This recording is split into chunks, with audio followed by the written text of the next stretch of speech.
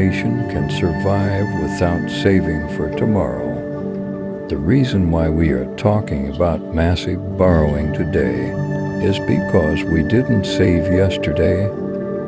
Nigeria is not a producing country. The cumulative effect of what we are suffering today is bad leadership.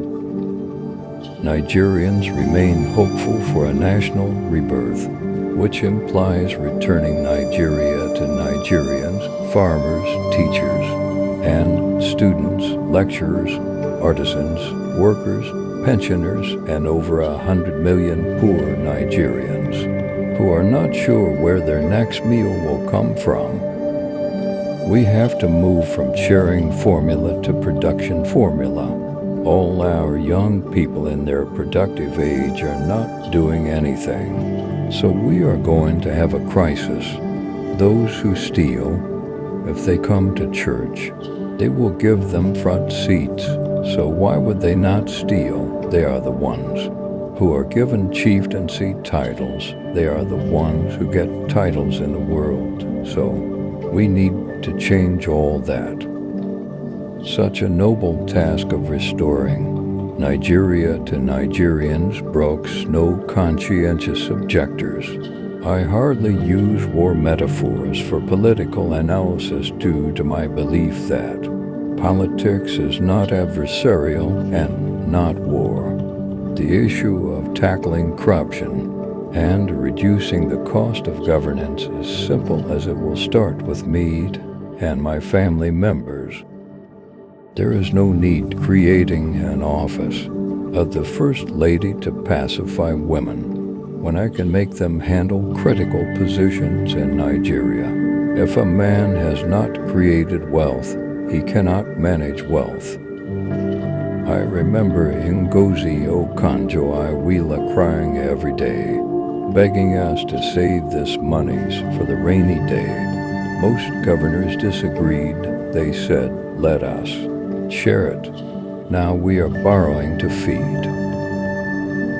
I don't have any single property in this country outside Onitsha. If you see any property outside Onitsha and they say it belongs to Mr. Peter Obi, burn it. When you are borrowing for consumption, it gets to a stage when you cannot control it. I beg you to participate more in politics, the society we help.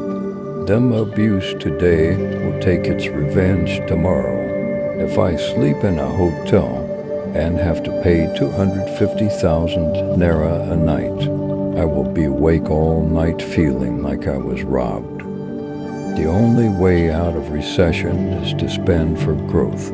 You can only spend for growth either from savings or from borrowing. The question is, what are you borrowing for? Are you borrowing for consumption or for production? When you borrow for consumption, you are heading for disaster.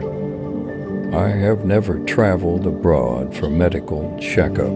Even as a governor, I won't start now. We shall use percentages to share the Nigerian budget to the critical sectors like hunger, health, education, security, etc., before talking of the office of the president. Unemployment is worsening. Our unemployment ratio moved from 14.8% in 2017 to 18.8% this year. This means that more people have lost their jobs. We can't survive like this. To you young people, take back your country. It is your future they are toying with. We cannot aim for skyscrapers when we cannot maintain simple toilets. I am not desperate to be president. I am desperate to see Nigeria work. I am a Nigerian running to serve every Nigerian. I urge a show of respect for every candidate, tribe, religion, and person. Whenever I hear of no structure, my answer to it is simple. The 100 million Nigerians that live in poverty will be the structure. The 35 million Nigerians who don't know where their next meal will come from will be the structure. Every Nigerian child must be prepared for leadership, and every Nigerian leader must work for all Nigerian children. The society we abuse today will take its revenge on our children tomorrow. No country survives by recklessness and extravagance unless the present dangerous trend of governmental failure is reversed. The Nigerian child remains disadvantaged. But for bad governance, Nigeria has no business with poverty and unemployment.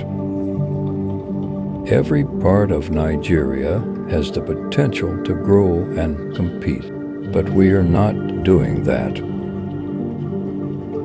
No country grows economically with a 35% unemployment rate, which, when combined with underemployment, will be 55%. That's a figure of 60% of unemployed Nigerians being youth, the greatest asset of any nation.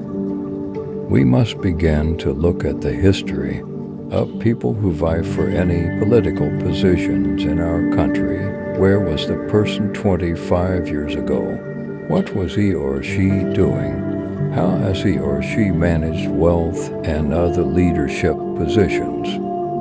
It is time we shun ethnic and religious sentiments and vote a Nigerian leader who will unite every section of the country and ensure the integrated development of the nation. Nigerian women are assets that need to be put to good use. Let's take a cue from Bangladesh, where the current and longest-serving prime minister is a woman. Their opposition leader is also a woman.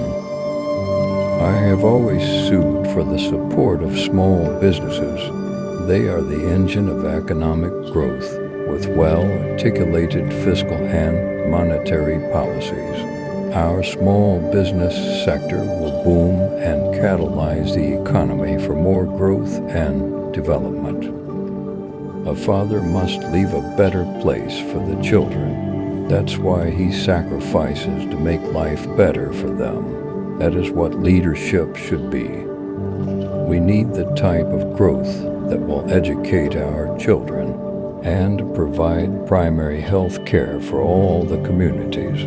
We don't need development based on speculations that government officials are celebrating all over the place. Nobody is talking about production. The country is not productive.